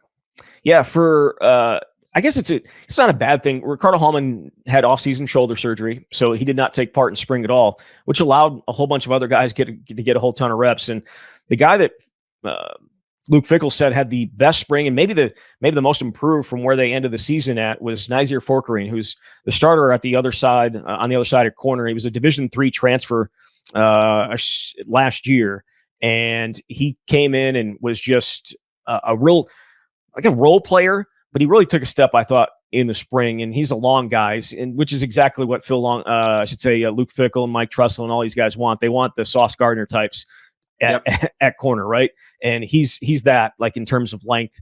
And so he had a really nice spring. They brought in a transfer from the MAC and RJ Delancey, who stepped into Hallman's spot for the last half of spring, and I think he's gonna have a role. Secondary wise, you mentioned Hunter Wohler. I think he's one of the best, as you mentioned. And then it's kind of like the other safety spot. They've got a lot of different options. I think the biggest revelation, though, in spring was in the slot, because we know every team is playing 5 DBs almost, 60, 70% of the time these days. You need a really good slot. And a guy who did not play at all last year, Max Lofi, kind of jumped up. And he's a bigger body, which is what they want in there. But I thought, had a fantastic spring. And again, they play a game tomorrow. I think he's the guy. He just dealt with a bunch of injuries last year. Mike Tressel was talking about him after the spring game. He was asked, what did you know about Max Lofi? He goes, nothing. Like, there were some people that say he can be a good player, but I haven't seen it. There's other people that we've never seen him actually be on the field. Could he be a good guy? Who knows? But he had a really strong spring, and I think he ends up being their starting slot, assuming he's healthy, which allows them to move a guy like Austin Brown, who played slot in their bowl game last year against LSU. He's a safety. He's got the athletic ability to play in the slot, but I think he's a better safety. So him and Hunter Wohler and Kamoi Latu, or some of the other guys that they have, I think they have a lot of versatility back there, a lot of, I would say, experience, especially at the safety spot. I think it's good to tamp it down a little bit for Wisconsin this year. Like, it's smart. Then part of me is like, okay, last year we were too excited. Now we're tamping it down. But now in the tamp down year is what. But the thing you have to remember about Wisconsin, this is half Wisconsin's schedule: Alabama, USC, Penn State, Iowa, Oregon, Nebraska. So, you don't play Ohio State, you don't play Michigan, but Alabama's Alabama. Oregon looks like one of the 4 best teams in the country. I think Penn State and Iowa are both going to contend for a playoff spot. If Lincoln Riley and USC gets his defense together, and then, by the way, Nebraska in year 2 with Matt Rule usually makes a jump in year 2. Luke Fickell also does that. I mean, I think it's fascinating to see where Wisconsin is. It's possible, though, that Wisconsin could play significantly better football this year and still not go 10-2, because that's half your games are those 6. That's real stuff, man. Yeah, hey, welcome to the new Big Ten, right? And had they known that this was going to be what was happening in the Big Ten, I don't know that they would have scheduled Alabama. But you can't. I mean, the excitement around Alabama to come to Camp Randall is going to be, insane come September. So I think that's a really fun game to look at, and you also get them kind of early in the season, so maybe they haven't hit their stride. I think that's what a lot of Wisconsin fans are hoping for. I think that there was a little bit of a renewed enthusiasm around that after Nick Saban left, because they knew there were going to be a lot of changes, and maybe you catch them off guard early in the season. I think that's certainly the hope. Going out to USC. USC's defense was atrocious last year. They're going to be working in a new quarterback, all but one that went and threw, 5 or 6 touchdowns in the bowl game. So maybe you have a little bit, you play that one early in the season, right? That's the Big Ten opener for them in late September. So maybe you catch them a little bit early. You're talking yourself. You have to really talk yourself into that. But the schedule that's just what the Big Ten's going to be now, isn't it? I mean, you're going to have to play the Oregons, the Washingtons, the Ohio States, the Penn States, the Michigans, the USCs, and then you're add in Nebraska if they can get back to what they think they should be. And the same thing, Iowa, obviously always tough, but Wisconsin, recruiting wise, I think is going to be able to compete with the Nebraskas and the Iowas and put themselves in position to have some talented players. But this schedule this year is really, really difficult. I don't think that they've had one at this level, in the last 30 years. I think you'd probably have to go back to when the Big Ten was actually 10 teams and you're playing everybody and everyone was really, really good in the 80s to an extent. It's tough, but that's also the Big Ten. It's why Luke Fickell's getting all that money. Yeah, it's fun. USC's defense was so bad that Wisconsin hired their fired defensive coordinator. But he's not the defensive coordinator. That's the whole point. It doesn't mean that Alex Grinch doesn't deserve to be a coach in college football. He just shouldn't be running a playoff contender defense. Yeah, he shouldn't be the one calling the plays, right? And obviously you guys You guys know that. Yeah, he's at Ohio State. It's fine. It's fine. All right, he's Zach Heilprin.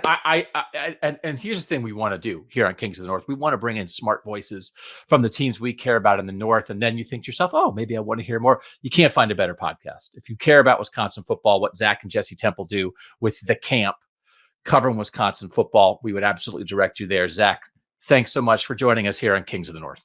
No problem, Doug. Thank you.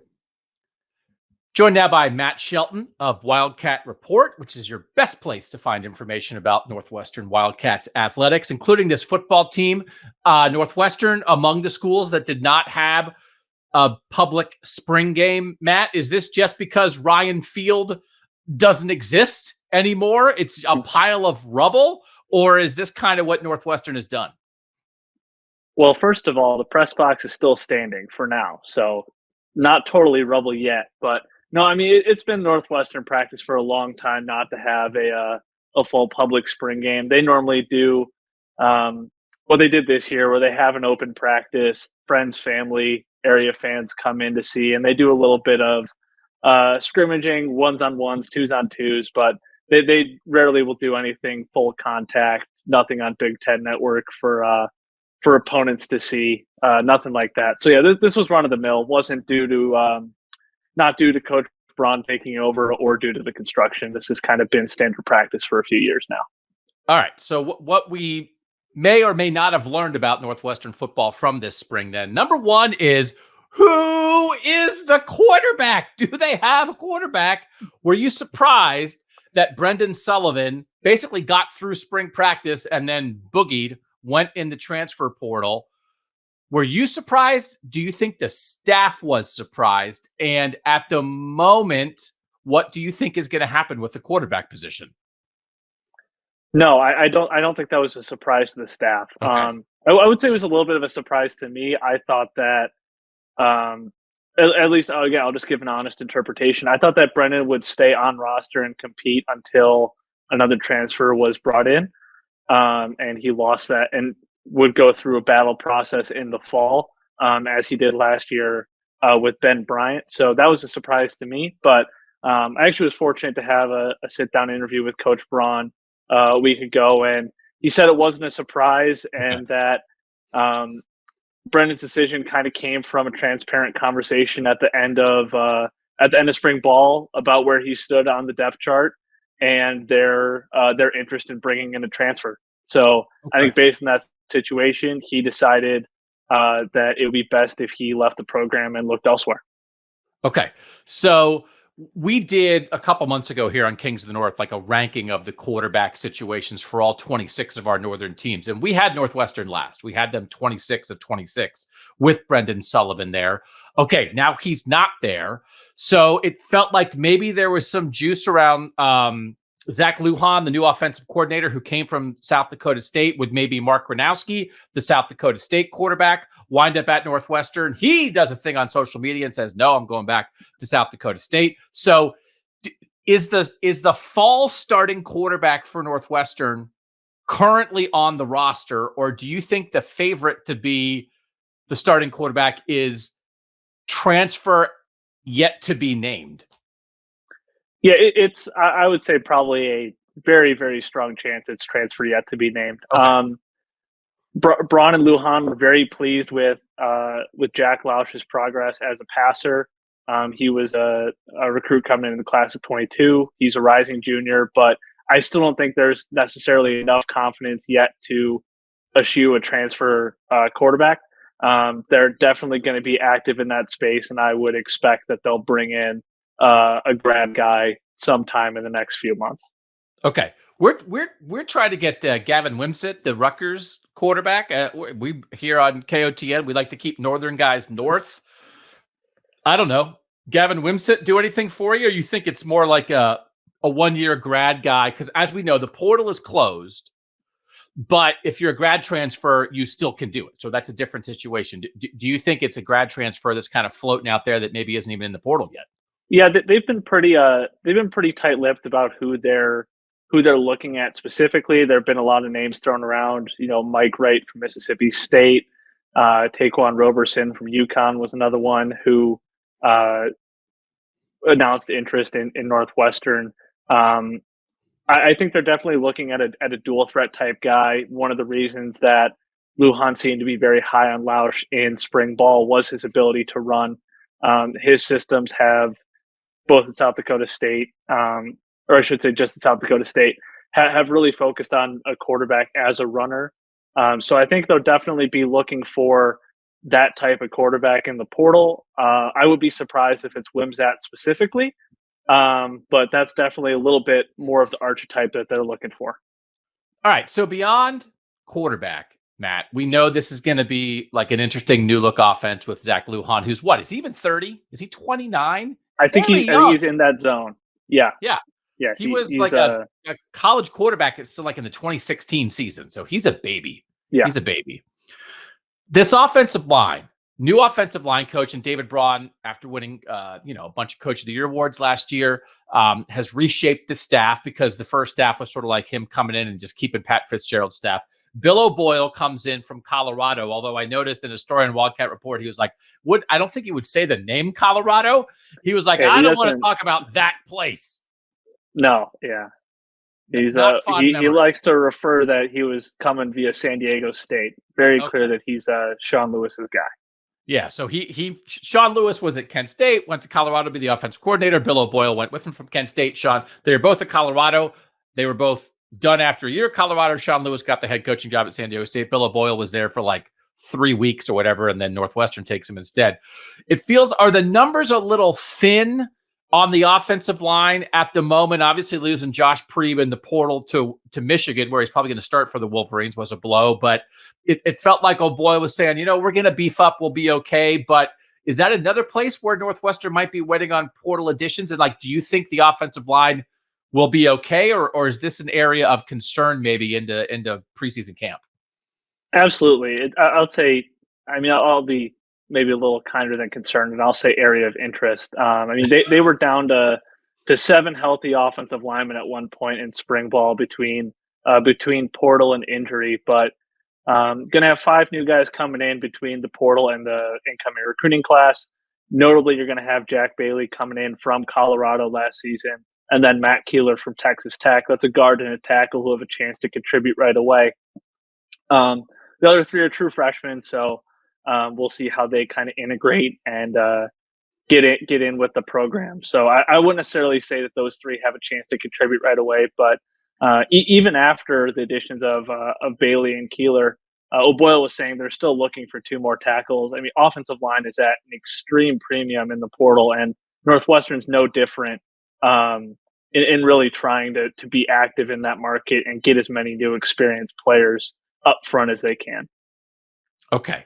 So in the third area here, I want to talk about where they're going to play this year, but just like in general, this is an 8-win team coming. It's a bowl win over Utah, which Utah's a good program. Utah might win the Big 12 this year, but it feels like beyond quarterback with a lot like a new staff under David Braun, and you didn't get a ton of the average person didn't get a lot of looks during spring ball. How much does this program feel in flux to you right now? Is it feel like a lot of moving parts? Do you think there'll be something that they can rely on that they'll know, or is this? I think last year people expected Northwestern to have a rough year after everything that happened with Pat Fitzgerald and David Braun stepping in. Mm-hmm. Instead, they had a great year. Is maybe the rough year now ahead this fall, or do you think Braun will find a way to make this a bowl team again? I think they both will have something to count on, and it still could be a bit of a rough year. They have a really tough, by their standards, really tough non-conference schedule. Start with a Miami of Ohio team that won the MAC last year. I want to say finished 11-2, and also a Duke team that's coming in with new head coach Manny Diaz and new quarterback Malik Murphy.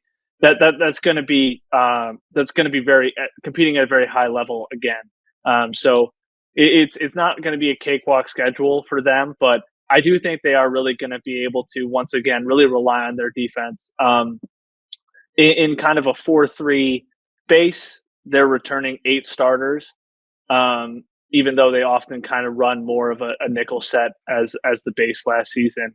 The big answer will be if they can replace Bryce Gallagher at Mike linebacker with Mac Uline.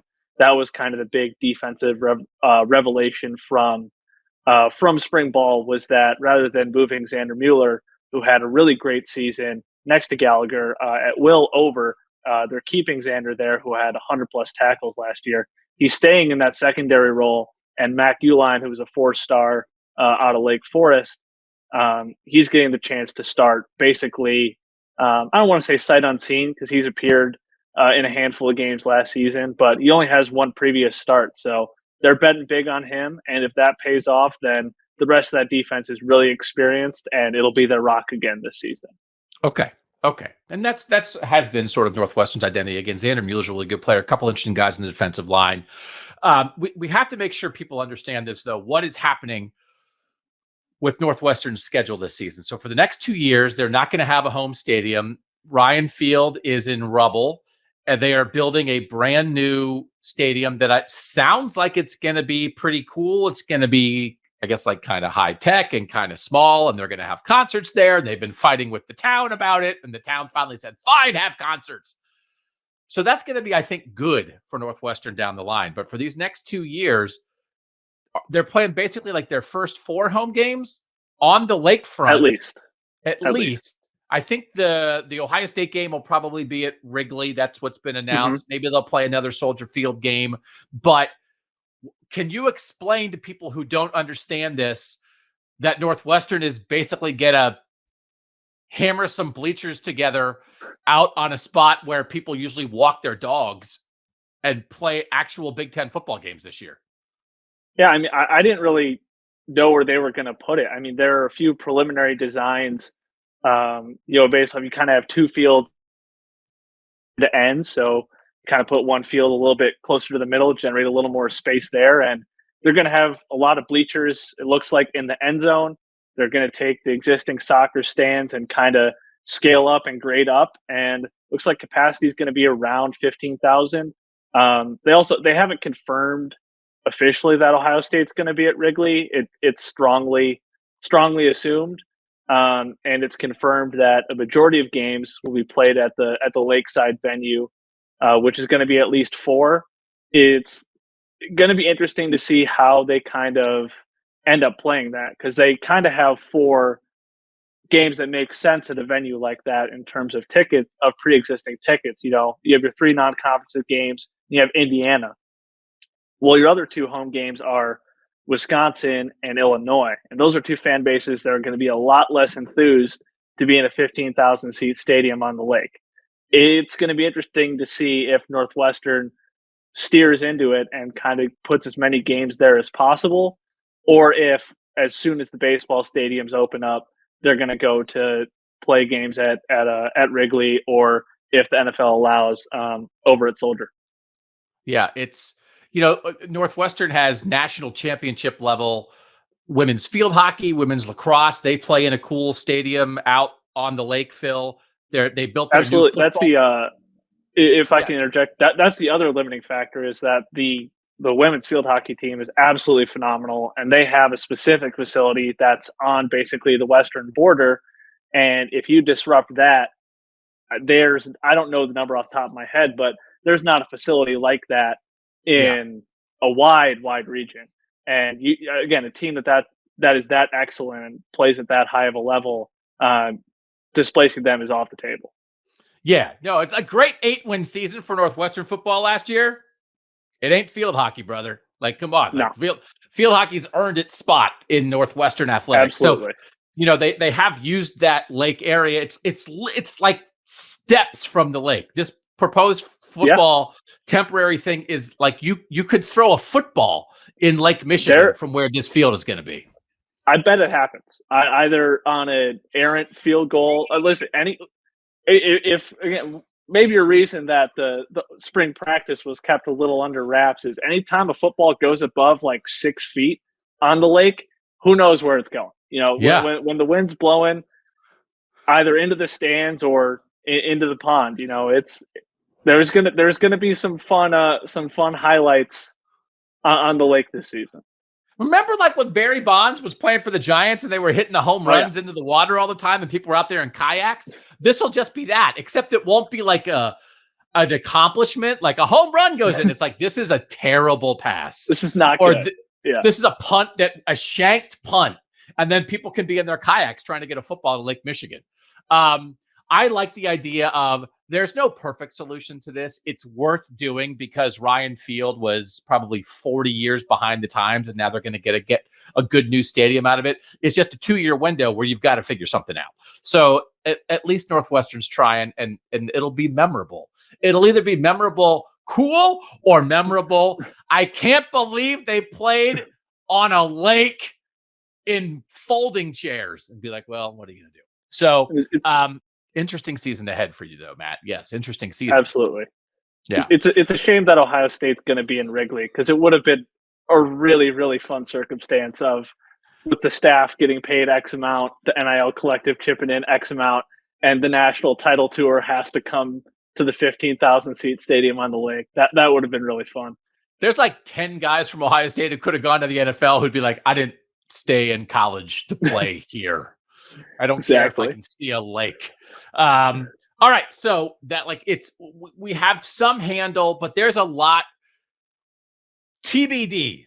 Come back in the fall and we'll figure out what the stadium situation, what the games are going to look like, who the quarterback's going to be, what this new offensive scheme run by a 29-year-old is going to look like, all these new assistants that David Braun has brought in, but at least it's interesting. So you have that. Yeah, two new play callers as well.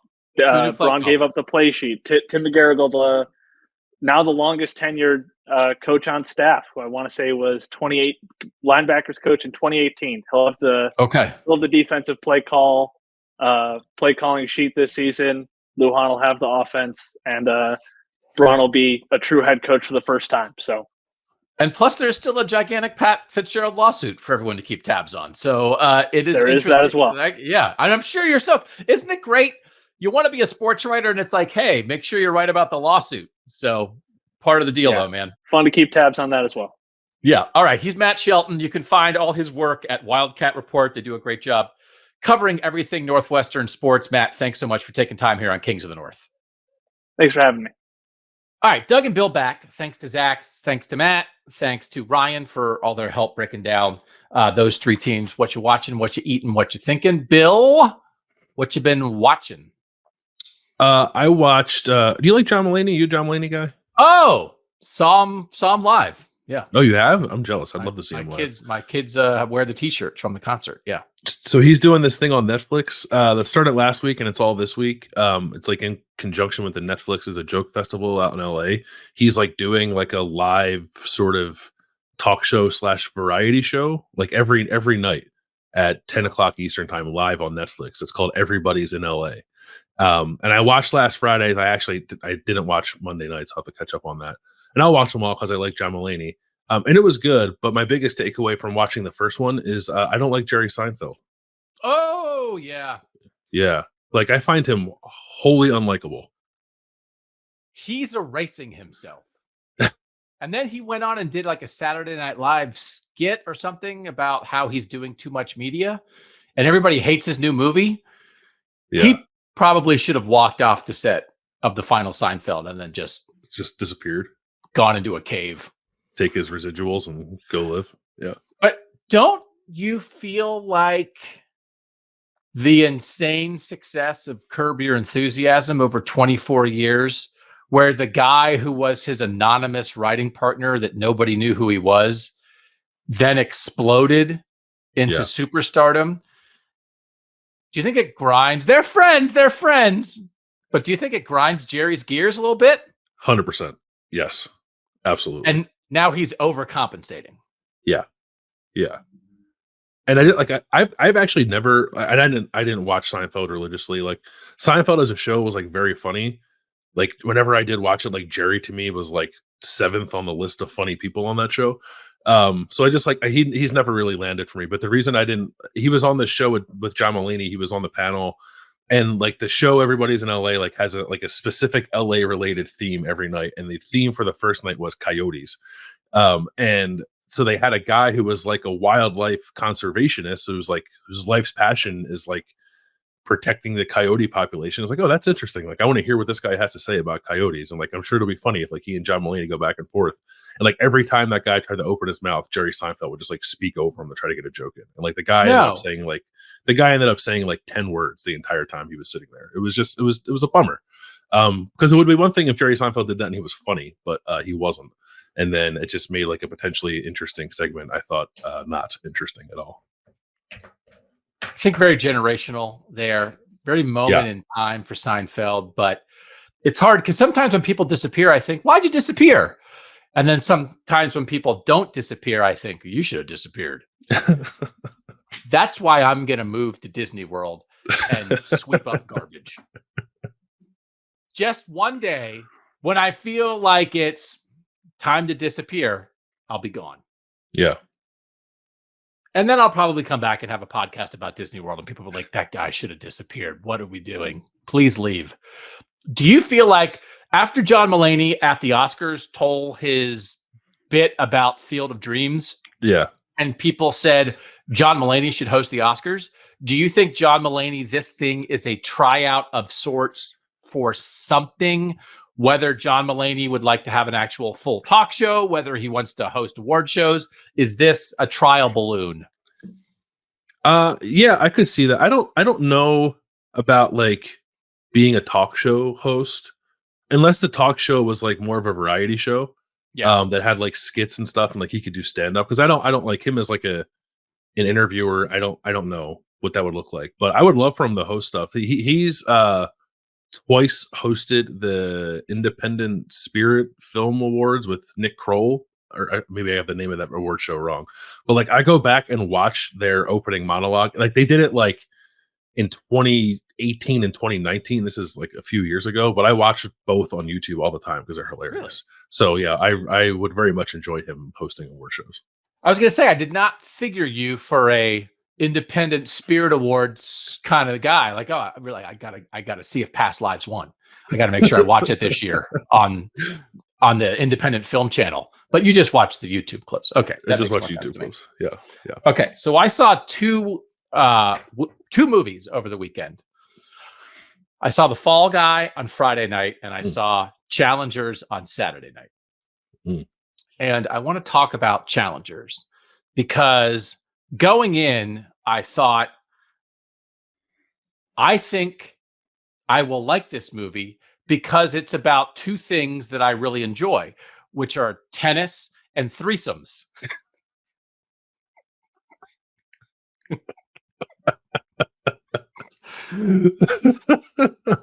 I've been lying in bed for 3 nights waiting to say that. So, I hated it. Everyone in my family hated it. We openly laughed at the movie during the movie. I hated it. I hated the direction of it. I hated the structure of the script. I found the stakes and like the premise and everything farcical. And its reviews are overwhelmingly positive. It has a 90% approval rate. And I think I've talked about this before, but it is another realization that as a privileged white man, that the world for most of my life has been built for. I'm now old and the world is not for me.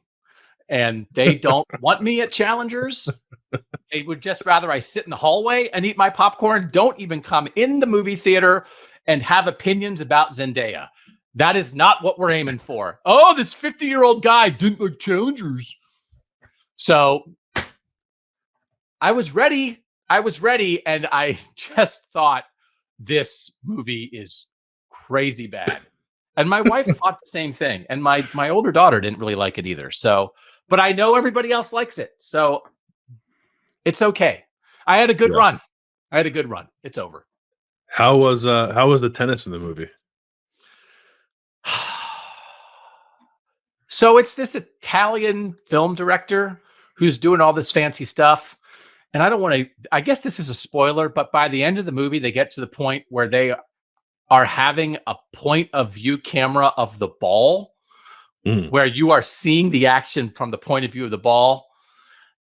And once you get to the point in the tennis movie where you're seeing it through the view of the ball, you either think that is awesome or you think, what are we doing? And I was in the latter group. So the tennis was not my thing. And it's okay. But I'll be curious to hear what other people think. Do you think you'll go see it? You a tennis guy? I have no interest in seeing Challengers. I do want to see Fall Guy though. Yeah. Fall Guy was entertaining. Ryan Gosling and Emily Blunt are charming, and there were some funny parts in that. So I would put Fall Guy higher. All right, what are you eating? So our Ohio State people who watch us here know that we do some shows at Roosters. That's a sports bar in Columbus. They have like a test menu going right now, and one of the things on their test menu is a Nashville hot chicken pizza that I had on Monday of this week. It was really good. And if you're going to tell me you're going to put pickles on a pizza, I think I would kind of shudder at the thought of that. But there's pickles on the Nashville hot chicken pizza, and it works. It's pretty tasty. What's the sauce? So it's like a garlic sauce base with then a ranch drizzle over the top. So I know you said before, like you want like a red sauce, no matter what it is, to like maintain the integrity, I guess, of being a pizza. This is not that. There's no red sauce to be found. It's a garlic sauce base, cheese, Nashville hot chicken, pickles, and then a ranch drizzle over the top. Do you think they cook the pickles the whole time on the pizza, or do you think they add the pickles late in the process? Oh, that's a good question. Probably cook them the whole time. I would have, if I had to guess. Yeah. See if you can go in the kitchen next time you're there, and I will get an eyeball when the pickles go on. Yeah. Okay. Well, that sounds tasty. Good. That's interesting. Good. Yeah. You got to be in the right mood for it. I think so. I would not want to be when people are like, hey, you want to go get pizza? And then if you go and it's like, hey, it's like, no, that's not what you said. You said you wanted to go get pizza. So then don't. Now, if you say, do you want to go and we're going to get crazy pizza, we're going to get pickle pizza, chicken pizza, ranch pizza, fine. But no switcheroos, right? Yeah, no, I'm with you on that. I think maybe the last time we had this conversation, I think it's probably more appropriate to describe something like that as like a flatbread than a pizza. So, if you say let's go get pizza, that's not what I'm expecting, but it was still pretty good. So I have started eating plantain chips instead of potato chips. Lower sodium, but very tasty, and a little bit of that banana-like flavor, which I love. I have everything. I need a banana pizza. I don't want like banana, just straight banana, like banana sauce with red sauce, half banana sauce, mozzarella cheese, sliced up bananas. Ask them if they can try that. So they're very good, and it's like a little alternative, and it's just one of those things. You just take a starch and you slice it up and you make it crispy. It's like, let's see what happens here. And the plantain chips, and it wasn't even like a fancy grocery store. It was just as my regular grocery store had them. I was like, oh, let's try these. Nice. So I would highly recommend the plantain chips if you're interested. I like plantains, but I've never had plantain chips. So I want to try that out. Give them a shot. All right. What are you thinking about? I'm thinking about how it's the most wonderful time of the year, and it's farmers market season, and I love a farmers market. We went to our first one over the weekend, and it was fantastic. Do you just end up with jars of molasses? What do you do? Is it the strolling or the purchasing that you like the best? It's all of it. It's great people watching. It's, first of all, you're outside, you're walking around. It's nice to just get outside and walk around in the morning. Maybe get a nice iced coffee in your hand while you're doing it. It's good people watching, which I think is always underrated. And it's not, I'm not judging anybody. I just like to see how other people live their lives, But then, it's purchasing. It's going without like a plan for anything, and then when you're done, seeing what you ended up with in your bag, which last week for us was hot sauce, mint leaves, bagels, and a loaf of sourdough bread. Nice. Yeah. So now, will you go home and use those mint leaves right away, or will we be talking about on a 2027 show? Your thing will be, I found a 3-year-old jar of mint leaves. No, we'll use it. I think my wife has already used some of them to make mint juleps for the Kentucky Derby. And she's going to make a mint syrup for, I like mint flavored iced coffee. So we're going to try to use that to make a mint flavored iced coffee as well. Nice. Heck of an ending there for that Kentucky Derby. Nice run. I was watching it on my phone. Yeah. I didn't I didn't win any of my bets, but it was an exciting finish. My daughter won. She had Mystic Dan because she liked the name. 17 to 1. Awesome. She was very excited. Good for her. All right. So I'm thinking about, have I talked about the Doppler on the show before? I feel like maybe I have. I love it so much. Doppler radar.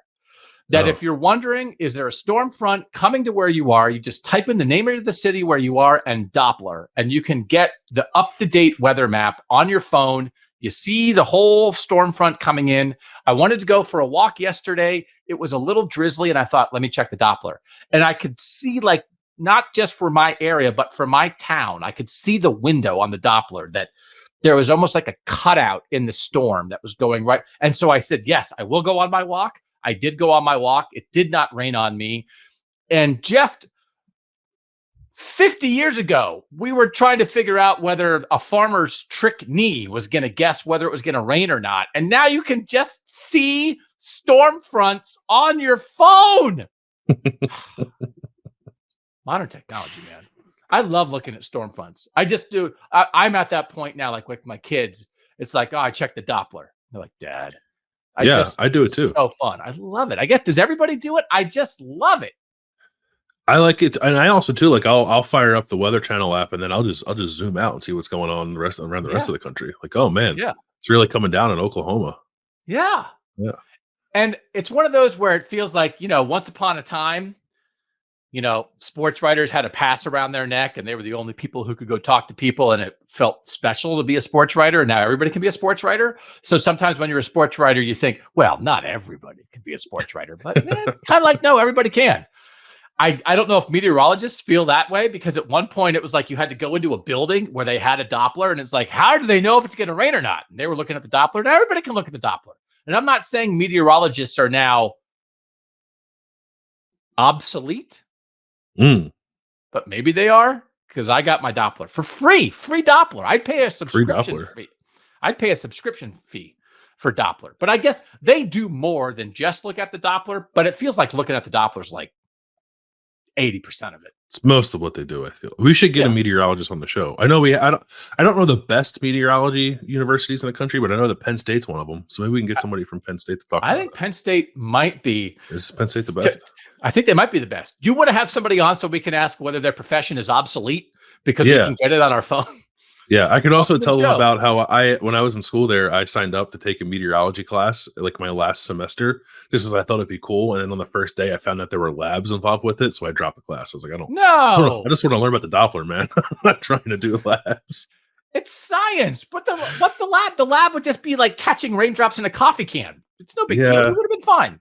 I was nervous, maybe nervous. Seemed like a lot of work for my last semester. Yeah. All right, that'll do it for what you watching, what you eating. What you thinking? We appreciate you guys making Kings of the North part of your week. The second show this week, the plan is we're going to look ahead to 2025 quarterbacks. And there's something I want to talk about. I want to talk about this little window of quarterbacks, the starting quarterbacks nationally, and how it compares to recent year of starting quarterbacks, because I think we have some thoughts on that. But there are, in particular, I think at least 10 situations in the North where a school is going to start a guy who is clearly in his last year as a starter, and next year's coming. And it feels like a lot of schools have some guys lined up. The Will Rogers, Damon Williams Jr. situation at Washington is certainly one of them, but that's not the only one. If you've been watching these spring reacts, we've talked about this along the way, but I want to bring it all together, put a bow on it, talk about which schools are in the best shape with their future quarterback situations, why it feels like a bunch of Northern teams maybe won't be portal shopping for QBs a year from now because they have plans lined up, and what we think the strategy should be for all of our Northern teams when it comes to quarterback development and procurement, because I think we're in a weird little 2024 window that's kind of a blip. And I want to look at what actually the situation is. Do you think blip might be the right word for this, Bill? Yeah. Blip's a good one, I think, because it doesn't feel like a long-term deal. Yeah. No. So I think blip's good. Yeah. So we will do that on Thursday. In the meantime, Thanks, as always, to our producer, Mike Urostowski, for making us look good and sound good. Thanks again to Ryan, Matt, and Zach for taking time out of their week to get us up to date on some of our Northern teams. He's Bill Landis. I'm Doug Lesmerises, and that was Kings of the North.